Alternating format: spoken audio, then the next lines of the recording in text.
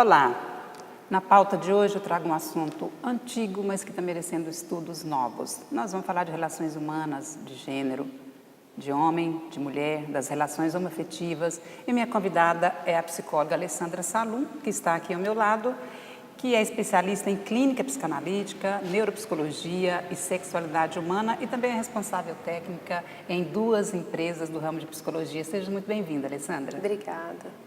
Como eu falei, por que esse assunto, que é tão antigo na humanidade, ele voltou a ser estudado no Brasil e também em vários outros países, a questão do gênero. Nós temos muitos gêneros a serem estudados? Então, no Brasil atualmente são reconhecidos mais de 70 gêneros diferentes.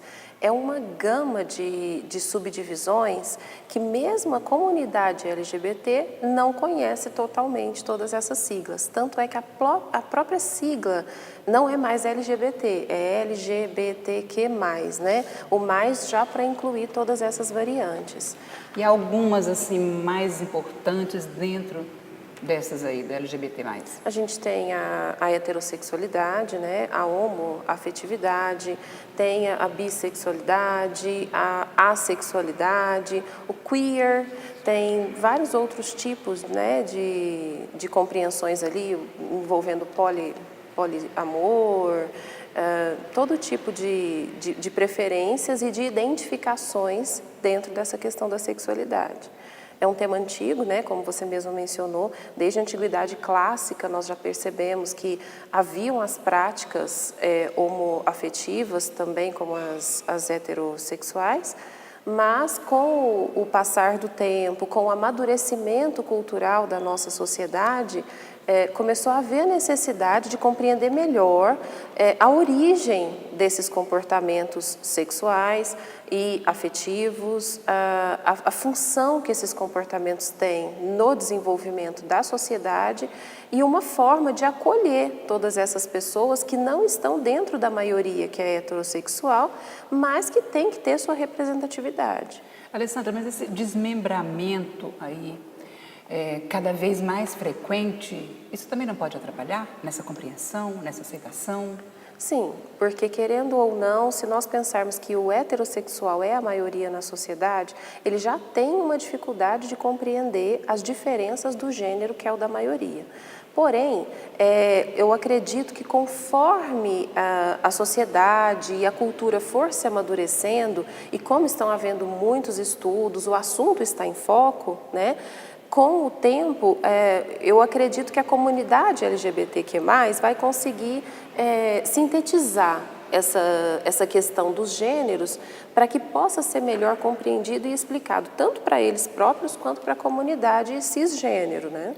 Para eles também é um aprendizado, né? É uma complicação. Eles têm que reconhecer, ou talvez se reconhecer. Sim, porque ficam guetos, né? Subgrupos ali se relacionando uns com os outros, mas que um grupo, não, mesmo entre a comunidade, não reconhece o outro, não compreende a preferência ou a inclinação afetiva daquele outro grupo. É complicado, é um assunto bem complexo e que precisa colocar mais luz sobre isso para que seja melhor esclarecido. Partindo do princípio da gênese humana, todos nós queremos o quê? É ser feliz. Parece que é um caminho difícil de ser trilhado, doído. É porque o ser humano é uma das únicas espécies, né, de animais que tem a prática sexual pelo prazer e não só pela procriação. Né? Existem algumas outras espécies de macacos, eu não vou saber te dizer qual, e também os golfinhos que têm essa questão do sexo por prazer, mas na maioria das outras espécies é só para procriação. Então, quando a gente vai lá e tira a questão do sexo só para procriação e que vem para o prazer, aí começa essa dificuldade. Por quê? Dentro do prazer, qualquer zona do corpo, qualquer tipo de parceiro pode ser uma preferência. Né? Pode ser um objeto de atração para alguém. E aí que começam essas subdivisões, essa complicação toda. Mas, de fato, o que todo mundo quer, independente de qual esfera dentro dessas divisões está, é ser feliz, é estar bem realizado, na forma ali que consegue exercer e encontrar a sua sexualidade, que consegue entrar em contato com a sua libido e ser feliz e se colocar no meio da comunidade. Aí você já entrou num território que é da sexualidade humana, que é das suas especialidades. Mas então ela é determinante, a sexualidade, aí retirada, o humano, passando para um sentido mais global, é determinante nessa felicidade dos seres? Sim, porque é uma das necessidades básicas do ser humano, né? Existe um teórico, Maslow, que faz ali uma pirâmide de níveis de necessidade para se atingir um nível máximo de motivação e, por consequência, de felicidade, de interação social. Na base da pirâmide, o que a gente encontra? Necessidades fisiológicas, né? Quais são elas? Sono, alimentação, sexo, saúde, né? Toda essa coisa básica mesmo, né? Tá ali na base da necessidade humana para se sentir motivado e feliz. Né? E entendendo que sexualidade não quer dizer o ato sexual em si. Né? O Freud já falava que a questão do prazer é conseguir lidar com as energias que envolvem o ser humano e a interação entre eles, e uma forma de, toda vez que a gente não consegue não entrar em contato com a dor, que a gente realiza um desejo, ali existe um prazer, e isso também é sexualidade. Sexualidade é eu dar um beijo em alguém, é eu dar um abraço em alguém, me relacionar. Mesmo aqui na nossa conversa acontece um encontro que tem a ver com sexualidade. Por exemplo, por ser um encontro agradável? Sim, porque nós estamos tendo prazer nessa conversa, exatamente. Aqui eu estou conseguindo me colocar como um indivíduo, você se coloca como indivíduo, eu me realizo trazendo um tema que é do meu interesse para você, eu te esclareço, então você se realiza também. Nisso também está envolvida a sexualidade. Nós nos encontramos, nos cumprimentamos, nos abraçamos, eu me felicitei com seu abraço, você se felicitou com o meu. Isso tudo tem a ver com sexualidade. É bem mais profundo, então, né? Então... Não é só o ato sexual, né? E esse é um grande complicador, porque as pessoas compreendem sexualidade como a erotização e ato de penetração, e é muito maior do que isso. E vamos então falar um pouco sobre a relação do homem com a mulher, com a palavra-chave, o machismo. Há 50 anos, há 5 décadas, o machismo é diferente do que se apresenta hoje? Sim, porque tempos atrás o machismo era mais escancarado, vamos dizer assim, e mais socialmente aceito, né? Quanto mais nós voltarmos na linha do tempo, mais o machismo estará presente, socialmente aceito e atuante. De que forma que era? Então, escancarado, assim. Por exemplo, naquelas compreensões básicas, pensa na sua avó, ela não era a senhora do lar, a mulher que tinha vários filhos, e que era obrigação da mulher criar os filhos, limpar a casa, lavar a roupa, cozinhar para o marido, atendê-lo sexualmente quando ele tinha o desejo dele, enquanto a função do homem era ser o provedor, apenas. Né? Isso é uma forma de machismo, porque reduz a mulher a simplesmente aquela atividade doméstica, como se ela não tivesse potencial para estar ali na mesma empresa que ele, ocupando o mesmo cargo. Só que não era batizado assim, e existia uma aceitação, e aí? Mas é por conta da questão cultural. As mulheres já eram criadas desde pequenas para aceitar esse tipo de coisa. Tanto é que é só de alguns anos para cá, se você pegar na história dos brinquedos infantis, de 20 anos para cá que a gente começou a ter a Barbie astronauta, a Barbie, sei lá, piloto de avião, bombeira, policial. Antes, o que a gente tinha da Barbie? Uma dondoca, que andava de bolsinha, chapéu e óculos, e a gente tinha a casa da Barbie, nem o carro da Barbie não tinha. Foi de 20 anos para cá que começou a ter até a fabricação do carro, porque nem dirigir dirigir não era considerado um papel da mulher, ela tinha que ser transportada pelo homem. Então vamos lembrar culturalmente, a menina desde pequena é ensinada a brincar de casinha, né? E o menino é ensinado a brincar de quê? De carrinho, de guerra, de jogador de futebol, de empresário. Eles fazem desde pequenos outras atividades que ajudam eles a colocar em prática o seu potencial. Enquanto nós ali somos ensinados o quê? Brincar de comidinha, de mamãe e bebê. Mas isso é bonito também. Sim, não estou dizendo que é errado, mas é reducionista. Por que uma menina não pode brincar de futebol junto com os meninos? Por que o menino não pode brincar de cozinhar? Também, né? Porque aí ele começa a entender que como só a irmãzinha brinca de boneca, de panelinha e a mamãe está lá fazendo comida, ele entende que não é função dele. Mas na verdade é. É um papel social que todos deveriam exercer, tanto o do menino ajudar nas tarefas domésticas, quanto o da menina. Só que qual que é o problema?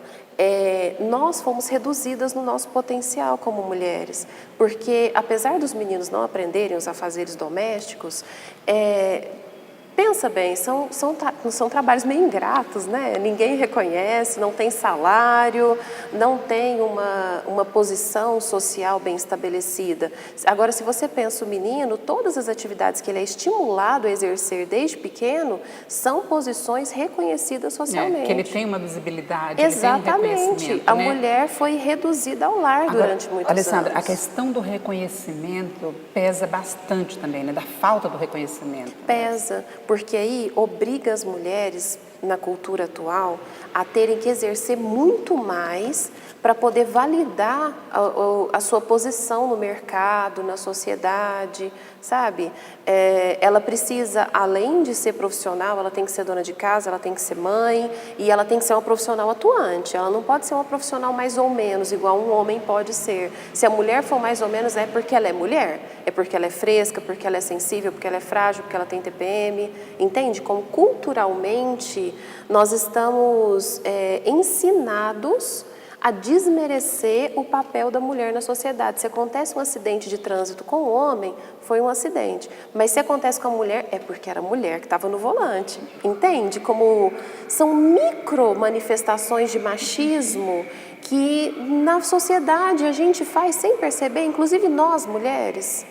Porque quando a pessoa está em casa, a mulher está em casa, a mulher não faz nada. E isso, assim, o que ela faz? Não, ela não faz nada, ela fica em casa. Soa tão natural para expressar. Exato, e tão depreciativo se você for olhar, porque, sinceramente, o serviço de casa é pesado, é muita coisa que tem ali para fazer, é cansativo, chega no final do dia a mulher está morta, mas ela não faz nada, ela é só do lar.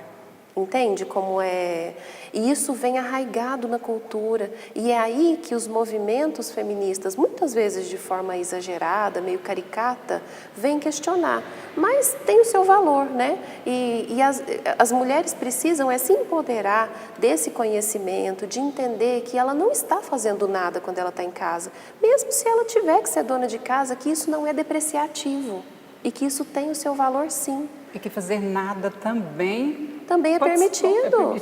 Assim como para o homem fazer nada, chegar do trabalho, sentar lá no sofá, assistir seu futebol, está permitido. A mulher também pode não fazer nada e está tudo certo. E ela não é menos mulher por conta disso.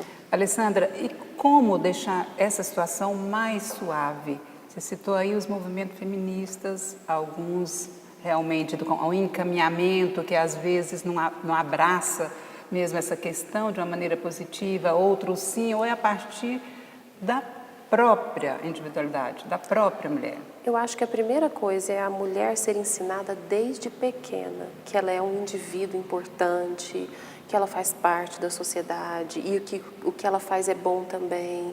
Porque se nós olharmos, desde pequenos, como eu estava dizendo, as criações são diferenciadas.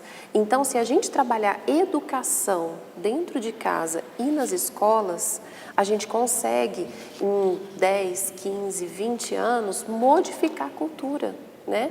Por que é que há 20 anos atrás começou a lançar lá a Barbie astronauta, a Barbie aeromoça? Porque as mulheres, 20 anos antes, tinham feito os movimentos feministas bem encorpados, e essa discussão tinha chegado a todas as esferas do poder nacional e internacionalmente. Então, você vê que há um crescente nesse sentido. Então, para nós vermos mudanças para o futuro, a gente precisa investir agora numa cultura de igualdade, de respeito. Né? Ensinar o menino também, Isso, né? tanto o menino quanto a menina. E nesse sentido, não é para ensinar o menino a dar flores para a menina, né? Não é de flores que ela precisa. É claro que um ato de gentileza é sempre bem-vindo, tanto pelos meninos, né, quanto pelas meninas. Mas entende que quando a gente fala a menina tem que ganhar flores, por quê? Por que ela não pode, de repente, ganhar, como o menino ganha, uma bola para ela jogar um futebol? Por que ela não pode ganhar, sei lá, um boné legal, um skate, né? A gente precisa trabalhar essa diferença tão estereotipada de gêneros que ainda existe na nossa sociedade, para que as meninas possam, de repente, ganhar um carrinho e tá tudo bem. Que seja o carrinho da Polly, que é bonitinho, né? Que tem todo um estigma ali que as meninas gostam, mas é um carrinho. E ela vai poder brincar de carrinho junto com os meninos. Se a gente conseguir juntar esses dois polos, que são criados tão separadamente, a coisa melhora muito. Já tem algumas escolas aqui em Uberaba, inclusive, que fazem a educação física junto, já não separa mais. A aula dos meninos é futebol e a das meninas é o vôlei, né? Lembra que quando você estava no colégio, quando eu estava no colégio, era bem assim, né? Educação física separa meninos e meninas. Hoje as escolas já estão com a tendência de unificar, exatamente para mostrar que tanto as meninas podem jogar o futebol e quanto os meninos podem jogar o vôlei. O recreio, estimular brincadeiras que as crianças possam fazer juntas, nos trabalhos escolares, tentar mesclar meninos e meninas, para que eles entendam que podem produzir juntos. Vou insistir aqui um pouco mais no padrão comportamento do homem, do masculino, porque hoje nós temos leis rígidas em relação à mulher, à proteção da mulher, leis que estão sendo aplicadas ou que estão aí ainda, né, em tramitação. A gente já tem a questão do feminicídio, é diferente agora, antigamente era para lavar a honra, né? E mesmo assim acontecem muitos casos. Por que, Alessandra? Porque a cultura ainda não mudou, né? É muita agressão ainda, né? É muita agressão. Os homens muitas vezes ainda se sentem no direito de oprimir, de ferir as mulheres, porque simplesmente pelo fato delas serem mulheres. Esses dias no consultório eu estava num embate cultural com um paciente, porque ele estava me trazendo uma questão assim, como ele achava vulgar a mulher num baile funk descer até o chão. Eu falei para ele, tudo bem que não é a coisa mais bonita do mundo, eu concordo com você, eu não faria, né? Porque, primeiro, que não é o tipo de música que me agrada, mas se aquela mulher achou que é legal, qual que é o problema dela descer até o chão e do menino dançar até o chão? Aí eu peguei e fiz um contraponto para ele compreender. Aí a ficha dele caiu, né? Usando uma gíria antiga, né? A ficha caiu. Eu falei para ele, lembra lá então, vamos tirar o funk da equação porque é um estilo de música estigmatizado, né? Já é compreendido como algo vulgar, erotizado. Vamos lá para uma festa que tem uma música sertaneja. O pessoal não dança um sertanejo bem agarradinho? E qual que é a diferença da menina que desce o funk até o chão e do homem que agarradinho esfrega as partes íntimas nele, todas as mulheres com quem ele dançou? Entende? Aí ele deu aquela recuada e falou, de fato, né? Então, assim, tá vendo como é cultural? Eles são chancelados o tempo inteiro pela cultura. Por isso que ainda acontece tanta coisa ruim. E por isso que a mulher ainda precisa de leis de proteção. Porque o ideal, né, lá no mundo ideal, a mulher não precisaria de nenhuma lei dessas, né? Seria tipificado em crime comum, tanto contra homens quanto contra mulheres, né? Mas ainda existem crimes de ódio contra mulheres, crimes de opressão, né? Ainda acontece muito assédio moral. Quantas vezes a gente chega em algum setor de alguma empresa e por ser mulher é maltratada, é humilhada, e quando a gente vai acompanhado de um homem, não acontece nada daquilo. Não vamos longe. Você tem coragem de levar o seu carro no mecânico e você acha que você é tratada da mesma forma de que quando seu marido leva o carro no mecânico? Na maioria das vezes não é, entende? E são coisas simples. É um mecânico, você acha que o pedreiro que você contrata para trabalhar na sua casa, se você fechar um negócio com ele, vai ser o mesmo negócio que ele fechar com seu marido? Entende? Ele vai cobrar mais alto de mim. Ele vai cobrar mais alto de você, ele não vai te respeitar, ele pode tentar te passar para trás, porque eles entendem que mulher não entende nada disso, que isso não é assunto de mulher, entende? São micromachismos que ainda estão entranhados na nossa cultura. E enquanto a gente não lidar com esses micromachismos, essa cultura grande do machismo não acaba. Por isso que a gente ainda precisa de lei e por isso que o crime ainda acontece. Eu estive na sua palestra recentemente, no Dia Internacional da Mulher, né, em comemoração, e eu anotei algumas frases que você trouxe lá, de frases machistas, aquela que fala, você está louca? Sim. É uma frase machista? Sim, é o que as feministas chamam de gaslighting, né? É uma frase machista, porque normalmente os homens não falam entre si, você está louco. Né? Você desmerecer a sanidade mental de uma pessoa por ela ser mulher, pelo gênero dela, é humilhante, entende? E hoje é normal. Na primeira briga de casal que aconteceu, o que eu recebo no meu consultório de casais, que o homem vai junto com a mulher e fala, ela é louca, olha o que ela fala, né? A gente não E quando é pronunciado de uma mulher para outra mulher? Pode ser um caso de gaslighting se a mulher tiver num comportamento machista, entende? Porque muitas mulheres são até mais machistas que os homens, em alguns casos, por conta dessa criação e dessa pressão cultural. Né? Tem outra frase aqui, Alessandra, eu não vou te explicar de novo. É o mansplaining, né? Que deu tanta polêmica na TV. Mas é exatamente isso, porque muitas vezes é um machismo, sim, porque às vezes o homem passa na frente e deduz que, tipo, tem que desenhar para ela porque ela é mulher, sabe? A gente não precisa que desenhe. Nós temos condição intelectual, tanto quanto eles, de compreender as coisas. E isso é colocado de uma forma depreciativa, pejorativa, tipo, vou ter que explicar de novo porque é mulher. Sabe? E também tem aquela que, quando ele se apropria da ideia da mulher, quando ele toma como sua, se a ideia foi boa. Sim, appropriating. Acontece bastante nas empresas, né? Porque agora nós temos, graças a Deus, mulheres trabalhando junto com os homens. Só que às vezes em reuniões, quantas vezes o chefe se apropria daquele relatório que foi a mulher que produziu para ele, né? O colega de serviço passa na frente e fala, nossa, chefe, eu tive uma ideia aqui, que é algo que ele estava conversando nos bastidores com a colega de serviço e ela sugeriu a ele. Né? É uma coisa que acontece muito e é bastante comum, sabe? E é sutil, né? As pessoas, muitas vezes, a pessoa nem entende que aquilo é uma forma de desmerecer a parceira de trabalho, por considerá-la menos capaz. Você trouxe também no seu conteúdo da palestra, Alessandra, a questão da mulher querer preencher todos os espaços. Ele demora a fazer, não sei o que, eu já estou fazendo. Eu já faço porque eu não vou esperar. Não, eu já faço porque para mim é mais fácil. Mas essa necessidade dela de se autoafirmar, né? Então, com a necessidade de mostrar que ela é tão potente quanto o homem, ela acaba se sobrecarregando. Porque como, por exemplo, no serviço doméstico, quantas vezes a gente escuta a mulher falando assim, eu fui lá e passei o pano porque eu não aguentava, ele estava lá 2 horas passando pano na casa e eu faço em 20 minutos. Mas por que você faz em 20 minutos? Porque você foi treinada desde pequeno para isso. Então, que ele gaste 2 horas fazendo para ele aprender, né? Porque aí ele passa a dar valor e parar de falar que você não faz nada quando está em casa.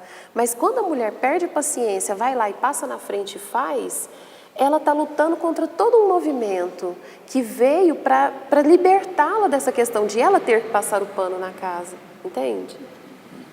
Terminamos o programa, muito obrigada, por estar aqui, Alessandra. Eu que agradeço a oportunidade, é sempre muito importante falar sobre isso, porque a gente percebe que a sociedade precisa muito de conscientização nessa área. Eu estou à disposição sempre que precisar. Eu entrevistei a psicóloga Alessandra Salum, nós falamos sobre gênero, sobre o comportamento humano do homem, da mulher, das relações homoafetivas também. Muito obrigada por sua companhia e até breve.